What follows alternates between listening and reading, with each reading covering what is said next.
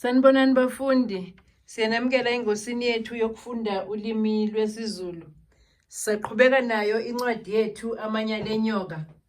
Lapha sichaza izimo zokukhuluma namagama alukhuni. Sifunda ke lapha isahluko sesibili kanye nesesithathu. Siqala ekhasini la-31.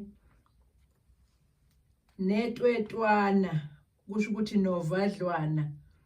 Kusetshenziswe ke isinciphiso sebizo elithi itwetwe elisho uvalo. Lijikoza kusho ukuthi linyakaza.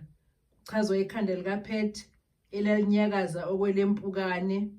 Isifaniso lesi sisibona ngesakhe esithi okwe. Wakhexa kusho ukuthi wamangala. Ekweshwama eqala ukukuzwa. Eqhuba imbuzi kusho ukuthi edakiwe. Lapha kuchazwa ukuhamba kukaPet ediyazela ngenxa yokudakwa. Isiqatha uhlobo oluthile lukatshwala.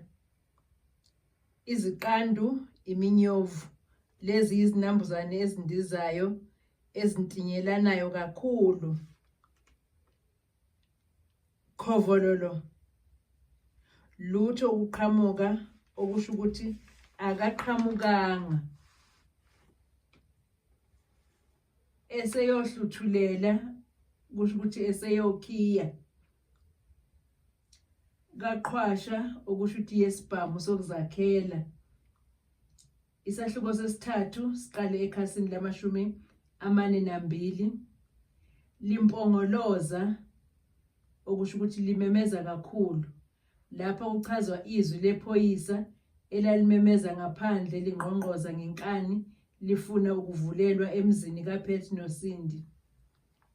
Anqwamane okusho ukuthi ahlangabezane. Wantula waswela. Kugxambukela kusho ukuthi kungenelela. Imba eqolo kusho ukuthi ibiza kakhulu noma iyadula. Eyayikhahlamezekile kusho ukuthi eyayihlukumezekile. Entwayiza kusho ukuthi ehamba. Lapho kuchazwa uSindi owayehamba ngemicabango ecabanga ngesimo senhlupheko aphuma kuso nesimo samanje la eseshade khona noPet esebusa esedla izambane likaPondo. Siphela lapho ke isifundo sethu sanamuhla.